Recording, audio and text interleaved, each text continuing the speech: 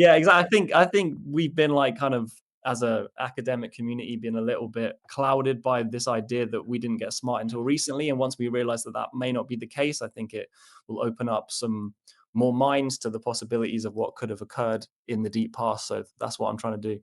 And a big comment that I got was like, this is impossible because humans have been Hmm. smart since 50,000 years ago. And I remember seeing that comment everywhere and thinking, I didn't think that that was true anymore. I don't think that's the case.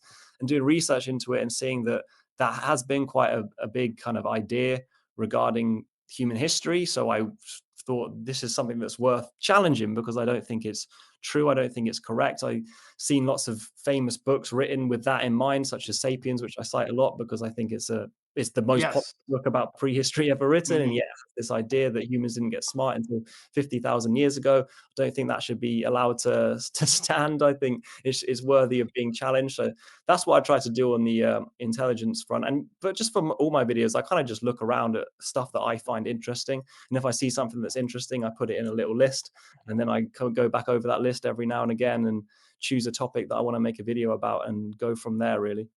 Cool. And what is the 50,000? What is it? What is the evidence for 50,000 years? Is it very? Is it any Yeah. good? There's not much, to be honest.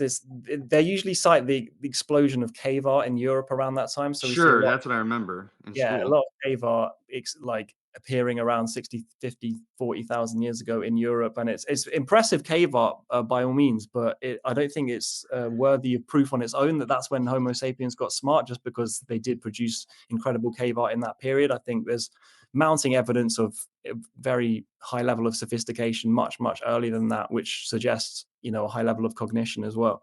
Mm, yeah, I agree, and I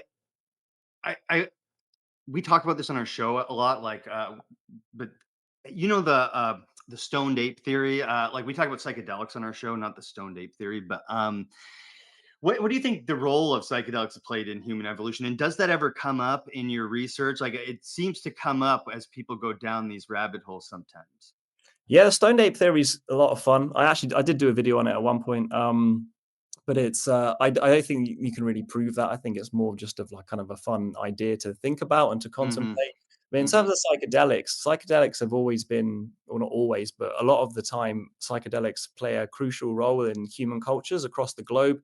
And I Hmm. think that's a really interesting thing. I think when you see these cultures that have been continuous for like thousands and thousands and thousands of years, and yet they have this psychedelic kind of ritual built around psychedelics. It's a really interesting thing, and how they can make their cultures have such longevity.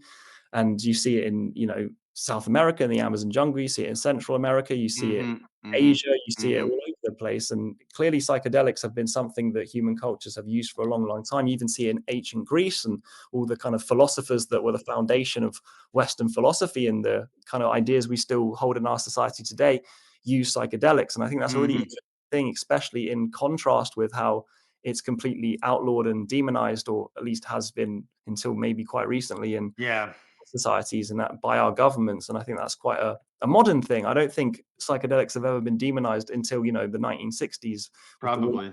and stuff like that. And I think that's quite an interesting contradiction with our modern world to the world of almost every other human culture that's lived. And I think that's something that's, an interesting thing to highlight. And I think psychedelics do have a role to play in society and shouldn't be outlawed, and people shouldn't be locked up for using them because, they're powerful things. And yeah, I think they're very interesting. I do too, and I have like limited personal experience with using them, but my experience with them is like when I do it, I always come back around with like sort of insights of like, patterns of behavior or thoughts that like maybe I've been having that aren't useful or helpful. And I put on my tinfoil hat and I say like, maybe they didn't want us to think that have insight, Yeah, for you sure. know. It's a method of control, isn't it? They don't want people thinking outside the box, and they don't Correct. want people thinking outside the box. And Correct. also just for other reasons, like you can use it to control the population in other ways. Maybe not just because you want people to not think outside the box, but you can also use it as a way to, criminalize people that you want to criminalize, and Yep. people that you don't like and stuff like that. So I think it's quite tragic, to be honest, the whole war on drugs, or lots of it. But I also feel like there's a bit of a sea change recently. I think there's quite a lot of organizations doing good work with psychedelics now, and proving scientifically the benefits and the uses of these substances. So I think that's an encouraging sign for the future. Subscribe to Mike and Dave's Multiverse on YouTube, Spotify, and Rumble today.